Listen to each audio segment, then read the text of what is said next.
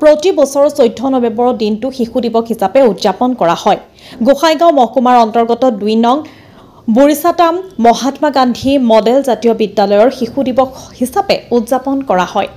আজি শিশু দিৱস পণ্ডিত জৱাহৰলাল নেহৰুৰ জন্মদিন। ৰাজ্যৰ প্ৰান্তে প্ৰান্তে শিশু দিৱসৰ কাৰ্যসূচী। বুৰিছাটাম জাতীয় বিদ্যালয়ত শিশু দিৱস উপলক্ষে উদুলি-মুদুলি পৰিৱেশ। বুৰিছাটাম মহাত্মা গান্ধী মডেল জাতীয় বিদ্যালয়সমূহত শিশুসকলৰ নৃত্য গীতৰ মন পৰশা অনুষ্ঠান। কুকুৰাঝাৰৰ পৰা আজিজুল হকৰ ৰিপৰ্ট নিভাত। 14 নৱেম্বৰ তাৰিখটো আমাৰ কাৰণে বিশেষ এটা তাৎপৰ্যপূৰ্ণ দিন। আমি সকলোৱে জানো আজিৰ পৰা আমাৰ বহুত দিন আগতে আমাৰ ভাৰতবৰ্ষখন ইংৰাজৰ শাসনত আছিল। তেতিয়া বিভিন্ন ধৰণৰ আমাৰ লিডাৰসকলৰ নেতৃত্বত আমাৰ ভাৰতবৰ্ষখন এদিন স্বাধীন দিবলৈ ইংৰাজসকল বাধ্য হয়। তাৰ ভিতৰত আমাৰ পণ্ডিত জৱাহৰলাল নেহৰু এজন আছিল। এখেত এজন সুদক্ষ ব্যক্তি আছিল, এজন ফেমাছ লিডাৰ্ছ আছিল। এখেতৰ নেতৃত্বত আৰু বহুতৰে নেতৃত্বত আমাৰ দেশখন স্বাধীন হয়। এনেকৈ গৈ গৈ যেতিয়া 1947 চনৰ 15 আগষ্টত আমাৰ ভাৰতবৰ্ষখন স্বাধীন হয়, তাৰ পিছতেই কিছুদিন পিছতে আমাৰ ভাৰতবৰ্ষত সৰ্বপ্ৰথম ইলেকশ্যন পতা হয়। সেই ইলেকশ্যনতে আমাৰ আজি আমি যিজন ব্যক্তিৰ তাৎপৰ্য জন্মৰ তাৰিখ হিচাপে আমি আজিৰ দিনটো উদযাপন কৰিবলৈ গৈ আছোঁ, এখেত আছিল পণ্ডিত জৱাহৰলাল নেহৰু। এখেতৰ জন্ম হৈছিল আজিৰ দিনতে 14 নৱেম্বৰ তাৰিখতে। আৰু তেখেতে আমাৰ ভাৰতবৰ্ষৰ সৰ্বপ্ৰথম প্ৰধানমন্ত্ৰী আছিল। আৰু এখেত আমাৰ শিশুসকলৰ লগত এনেকুৱা এটা বিহেভ কৰিছিল, এনেকুৱা ব্যৱহাৰ কৰিছিল, সকলো ল'ৰা ছোৱালীকে তেখেত অসংখ্য আমি যাক কৈ প্ৰকাশ কৰিব নোৱাৰিম এনেকুৱাকৈ মৰম স্নেহ কৰিছিল, আদৰ যত্ন কৰিছিল। এখেতে জানিছিল যে আজিৰ কেঁচুৱা কালিৰ নাগৰিক। এখেত প্ৰত্যেকজন ল'ৰা ছোৱালীকে মৰম কৰি গৈ আছিল। সেইকাৰণেই তেখেতৰ জন্ম তাৰিখটো অৰ্থাৎ 14 নৱেম্বৰ তাৰিখেই প্ৰত্যেক বছৰে প্ৰত্যেকখন স্কুল কলেজত বিদ্যালয়ত আমাৰ স্কুলৰ নিচিনা এনেকুৱাকৈ শিশু দিৱস হিচাপে পালন কৰা হয়। আমাৰ এই বিদ্যালয়খন আমি এই অঞ্চলৰ কিছুমান উদীয়মান যুৱকসকলক লগত লৈ, কিছুমান শিক্ষাকৰ্মী ৰাইজক লগত লৈ আমি এইখন মহাত্মা গান্ধী মডেল একাডেমীখন তৈয়াৰ কৰিছোঁ। আমাৰ বহুত কষ্টৰ মাধ্যমত আমি বিদ্যালয়খন চলাই লৈ আছোঁ।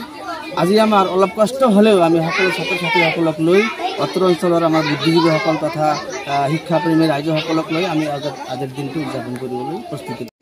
তো আমি আজি সকলোৱে জানো আজি 14 নৱেম্বৰ পণ্ডিত জৱাহৰলাল নেহৰুৰ জন্মদিন উপলক্ষে এই উদযাপন কৰা হৈছে।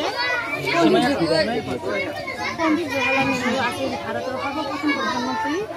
আমি স্কুলত অনুষ্ঠান পাতিছোঁ মহাত্মা গান্ধী মডেল একাডেমী স্কুলৰ পৰা। ছাত্ৰ ছাত্ৰীসকলে ডেন্স প্ৰতিযোগিতা আছে, চং আছে, স্পীচ আছে। আমি পণ্ডিত জৱাহৰলাল নেহৰু জন্মদিন উপলক্ষে এই খেল-ধেমালিখিনি পাতিছোঁ।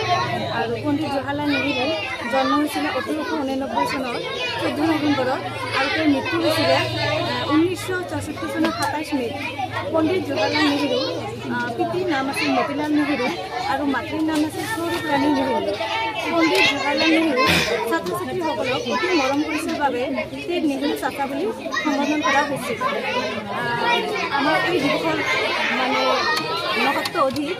এই দিৱসৰ দ্বাৰাই ছাত্ৰ ছাত্ৰীৰ কৰ্তব্য, ছাত্ৰ ছাত্ৰীৰ অধিকাৰ ৰাজ্যক সজাগ কৰা হয়।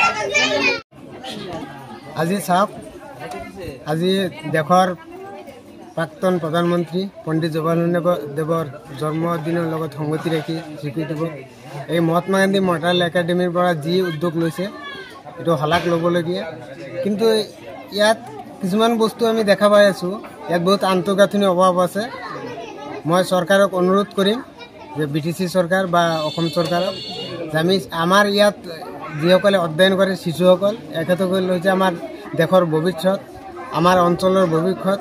তেখেতসকলৰ প্ৰতি লক্ষ্য ৰাখি ইয়াত শিক্ষাগত যিটো মানদণ্ড এইটো উন্নতৰ কাৰণে আমাৰ ইয়াৰ পৰা আমাৰ বিদ্যাৰ্থীসকল যিসকলে আছে তেখেতসকলে যাতে উপযুক্ত সুবিধা পায়, ইয়াৰ পৰা যাতে আমাৰ সমাজ, আমাৰ ৰাজ্য, আমাৰ দেশখনক যাতে সফলভাৱে ভৱিষ্যতত প্ৰতিনিধিত্ব কৰিব পাৰে, এই ব্যৱস্থা কৰি দিয়াৰ কাৰণে মই BTC চৰকাৰ আৰু অসম চৰকাৰক মই অনুৰোধ কৰিছোঁ।